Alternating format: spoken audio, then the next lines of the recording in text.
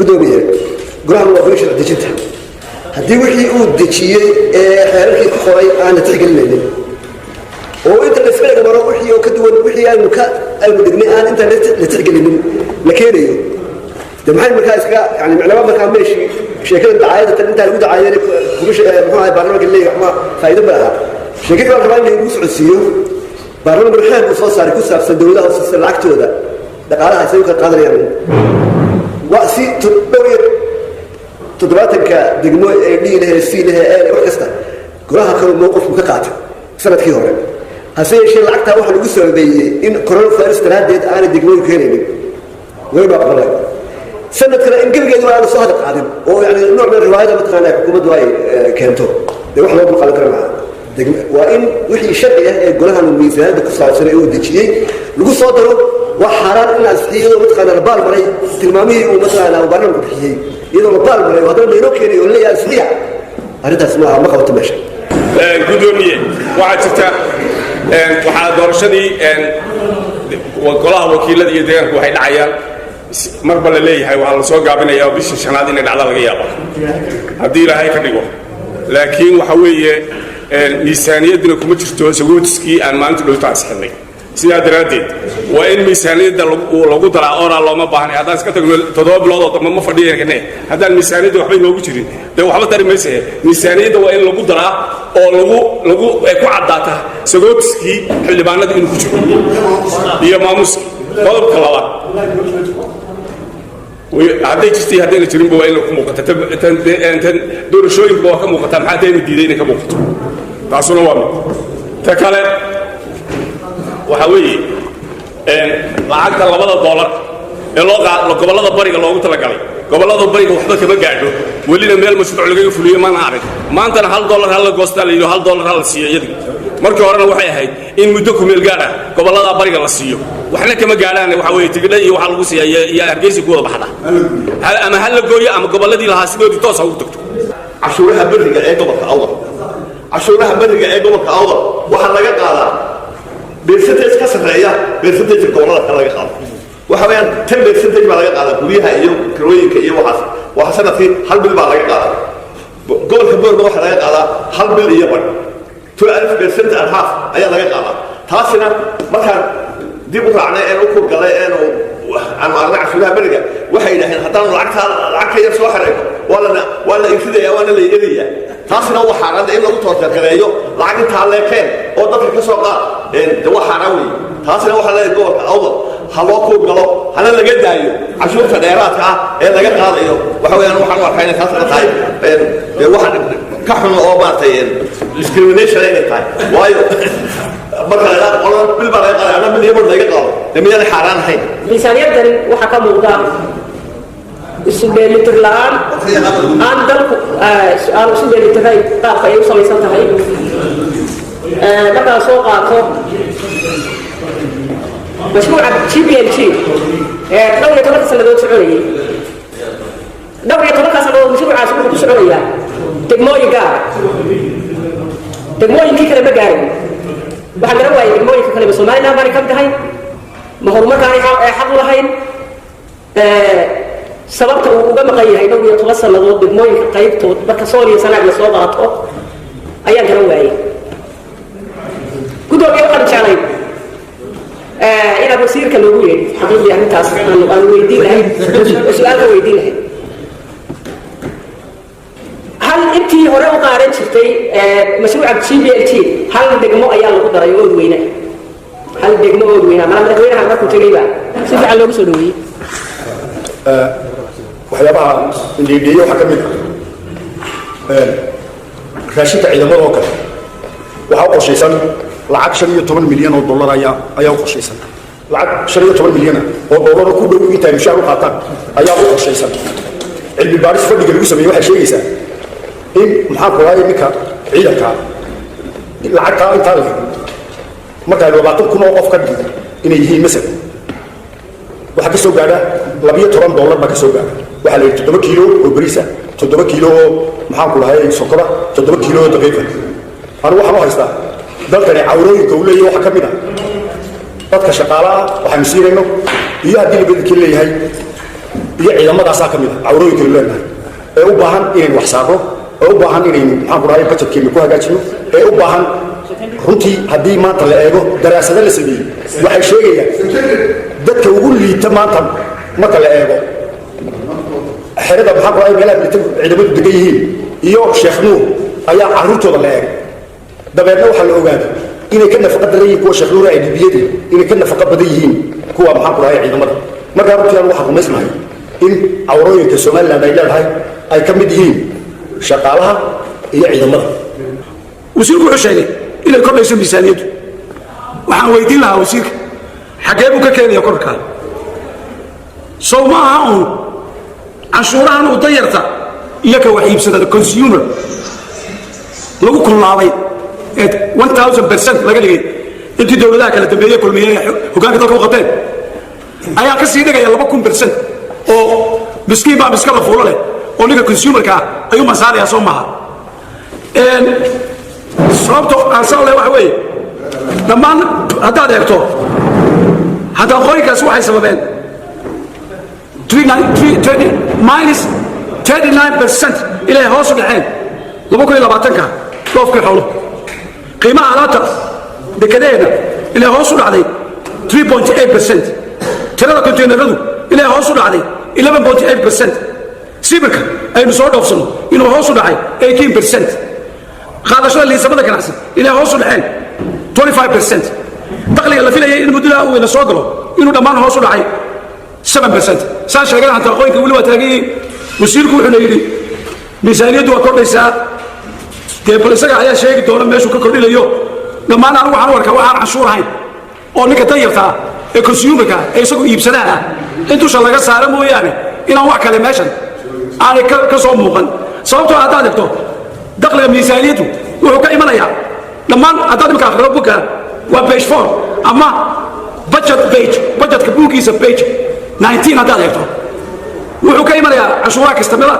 canshuuraha iibka canshuuraha mushaharka canshuuraha macaashka canshuuraha kale dhammaan dakhligeenu waa canshuuro marka dadkiina aanu anigu matalaynay khaatu billaahi bay ka taageen canshuur la kordhiyo dadkii noloshu waa ku xidhiidhi sababtoo ah haddaad gudoomiye doodeeda xor baan u ahay waxaana filayaa wasiirka inaan adigu wakiil ka ahayne aad noo gudoomiso shirka miisaaniyadda waan aqriinahay gudoomiye anigu maa fila inaan afayaan u noqoto wasiirka iyo wasaaradda maaliyadda xisbiga de anigu waa naga soo doortaa adna shirkaad gudoomisaa waxaad dhex u tahay xildhibaanada iyo golaha miisaaniyadda ka hadlaya haddaad doonaysa inaanan ka doorinna waa laabayaa albaabkana waa ka baxaya way waxaa kaloo aan ku arkay waxaan sheegayaa uun miisaaniyaddu halkay ka imanayso inay yihiin canshuuro dadka lagu kordhiyey am I right? Okay. doorashooyinka guddiga doorashooyinka waxaad moodaa sanadkii hore ee fadhiidka ahaayeen ayna waxba qaban miisaaniyadda ay lahaayeen iyo sanadka miisaaniyadda loogu talagalay wax badan tii kale hore iyo tii kale saddexaad ayaa ka badan doorashada waa la qabanaya baa leeyahay halkaas su'aal baa ka taaganoo sanadkan de miisaaniyaddu way ka yar tahay tii kale hore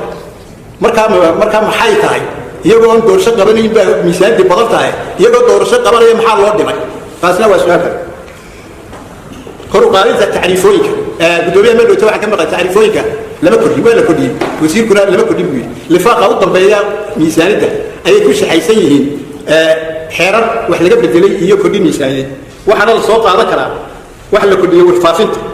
arrimaha bulshada isgaarsiinta ayaan ku arkay korsiimo cashuureed marka awaaguud mooyaan malaa waan dumareen taasina waa mid jirta wey waxaa iyaduna cajiib ah tiyaadii waan ii sheegay madax bannaanaa ee laga rabay contributionka inay bixiyaan waxaa ku qoran qaarkood shidaalka masalan shidaalka haamaha shidaalka 1,302,000 milyan ayaa shidaalka ka baxa how is that ayaa layl ku baxa laylka la isticmaalo wey laylka la isticmaalo malaa madaxweynaha qaldan ma garan madaxiin baan maraynaya laakiin arrinkaas waxa weeyaan isticmaalka laylka ku baxa haamaha shidaalku waa 1,302,000 milyan arrinka qodobkaana question baa saaran suuragal maaha warshadna maaha halkan cashuuraha malaa wasaaradda inay fadhidaan wanaagsan ya aniga doonteeda waxay tahay degmooyinka in loo xaqsooro hadday A yihiin iyo hadday B yihiin intaba waa soo jeedin lahaa inay ka muuqato in loo xaqsooro waad moodaa inay ka yar maqan tahay dhanka kale barnaamijkeennan iyadoo ay hadalhaynta ugu badan ee dunidu ay xilligani tahay turkigu saamaynteeda ay ku leedahay soomaaliya sida ay u doorbidayso inay u xoojiso maadaama ay xilligani soomaaliya ku taallo marin muhiim ah oo ay kula tartamayso dalalka ay ku jiraan imaaraadka carabta iyo dalka masar turkiga ayaa haatan soo gebagabaysay farsamada nooca cusub ee droniska oo ay diyaarisay shirkadda dowladda turkigu leedahay ee loo soo gaabiyo tai Turkish Aerospace Industry kaas oo nooceedu yahay nooca guuxiisa ka dheereeya ee droniska oo cusub droniskan oo loogu magac daray Oksongo oo ah nooca orodka badan ee gorgorka waxay jari kartaa 380 kilomitir saacadiiba diyaaradani droniska cusub ee Turkiga ee Goksongo oo ka dambaysa diyaaradda kale ee Aksongo oo guuxeeda aan ka dheerayn saacadii waxay jari kartaa 1600 kilomitir taas oo ka badan xawaaraha jabaqda marka heerka badda lagu cabiro 1200 kilomitir saacadiiba sida lagu qoray qoraal carabi ah Twitterka TR Carabi diyaaradani waxay awood u yeelan kartaa inay bedesho qaybta si loo khaldo raadarada iyada oo diyaaradahan cusub ee uu doonayo Turkiga inuu soo saaro xitaa iska dhigi kara raadaradooda diyaaradaha F-16 amaba gabi ahaan iska qarin kara bogga rasmiga ah ee TR Carabi ayaa sharaxay dalka ugu horeeya ee la siiyo waxa uu noqon karaa Soomaaliya si ciidanka cirka uu uga caawiyo ilaalinta xuduudaha iyo difaaca amniga ee dalka sida la dagaalanka argagixisada sida lagu qoray bogga TR Carabi tanna waxay qayb ka tahay saadaalada laga saadaalinayo Turkigu qaabka uu xoojinayo heshiisyadiisa ama difaaciisa uu la leeyahay Soomaaliya dhanka kale barnaamijkeenna Pakistan ayaa sheegtay in si cad ay ugu sheegayso Imaaraadka Carabta in Islamabad aysan aqoonsan doonin Israa'iil ilaa iyo xal rasmi ah laga gaadho qadiyadda Falastiin wasiirka arrimaha dibadda ee Pakistan Shah Mahmood Qureshi ayaa u sheegay suxufiyiinta maruu kula hadlay magaalada waqooyi bari in si cad ay u soo bandhigayso Pakistan mowqifkeeda ku aadan Israa'iil iyo inaan la samayn doonin xiriir lala yeesho Israa'iil ilaa iyo xal rasmi ah laga gaadho arrinta Falastiin sharaxaadda wasiirka arrimaha dibadda ee Pakistan ayaa timi maalin uu kadib markii uu booqday Imaaraadka taas oo dad badani u arkeen mid muhiimad u leh iyadoo ay jiraan wararka xanta ee sheegaya Islamabad in si qarsoodi ah ay u furayso xiriirkeeda Tel Aviv Islamabad ayaa durba beenisay wararkaas gaar ahaan wararka ka soo baxay warbaahinta Israa'iil isagoo ka jawaabaya su'aalaha la xiriira warbixinada ku saabsan cadaadiska la sheegay inuu ka yimid Sacuudiga iyo Imaaraadka iyo wadamada kale ee Khaliijka Quraysh wuxuu sheegay inuu u sharxay dhigiisa Imaaraadka shucuurta dareenka dadka Pakistan ay ka qabaan Falastiin iyo Kashmir inay tahay mid aan laga tanaasuli doonin isla markaana ah isagoo ka jawaabaya cadaadiska Islamabad si loo aqoonsado Israa'iil wuxuu yiri number 1 ma jiro wax cadaadis ah oo nala saarayo marka labaad waa inaan gaadhnaa go'aan aan ku ilaalinayno danaha Pakistan oo aan loo eegin cadaadis kasta oo jira waxaana leenahay siyaasad aan weligan ku adkaysan doono in cadaadis ay kala kulmayso wadamada saaxiibka la ah in ay aqoonsato Islamabad Tel Aviv qaar ka mid ah dalalka Khaliijka oo ay ku jiraan Sacuudiga iyo sidoo kale miisaamaya xulashooyinkooda lagu hagaajinayo xiriirkaas sanadii la soo dhaafay xiriirka Pakistan ay leedahay xulafada Khaliijka ee soo jireenka ah ayaa saameyn ku yeeshay dhexdhexaadnimadeeda arrimo dhowr ah oo ay ku jiraan dagaalka Yemen ka-doominta Qatar ee xulafada Carabta ah iyo sidoo kale khilaafka ka dhex taagnaa dalka Turkiga iyo dalka Sacuudiga Riyadh ayaa sidoo kale u muuqatay inaysan la dhacsanayn isbeddelka ku timid siyaasadda Islamabad ee ku aadan xiriirkeeda iyada oo dhanka kale Sacuudi Arabiya iyo Sultanka Imaaraadka Carabtu ay durba bilaabeen qorshayaashooda caawimada ay ka helayaan Israa'iil Sacuudi Arabiya iyo Sultanka Imaaraadka Carabtu ayaa la sheegay in jabsadeen telefoonadii ugu badnayd ee suxufiyiinta fadhigoodu yahay dalalka Khaliijka iyagoo adeegsanaya barnaamij basaas ah oo ay soo saartay shirkadda Israa'iil ee loo soo gaabiyo NSO Group siday sheegtay warbixin ay soo saartay Canadian Citizen Lab. jaamacadda Toronto ayaa sheegay axadii in basaasidda loo adeegsaday in lagu jabsado 36 telefoon oo shakhsiyadeed oo ay leeyihiin suxufiyiin. sidoo kale warbixinta ayaa soo bandhigtay in uu ku jiro dadkani hal telefoon shakhsi wariye jooga London oo ka tirsan Al Arabiya oo lagu jabsaday bishii Luulyo iyada oo la adeegsanayo barnaamijkan ay soo saartay Israa'iil. adeegyada loo adeegsaday weerarkan waxaa ka mid ahaa server ka diiwaan gashan Jarmalka, Faransiiska, Ingiriiska iyo Talyaaniga iyadoo la adeegsanayo sirdoonka Israa'iil. bishii January jariirada The Guardian ayaa warisay in bilyaneerka Amazon Jeff Bezos telefoonkiisa gacanta la jabsaday 2018 kadib markii uu helay fariin WhatsApp oo laga soo diray akoonka shakhsiga ee dhaxal sugaha boqortooyada Maxamed bin Salmaan.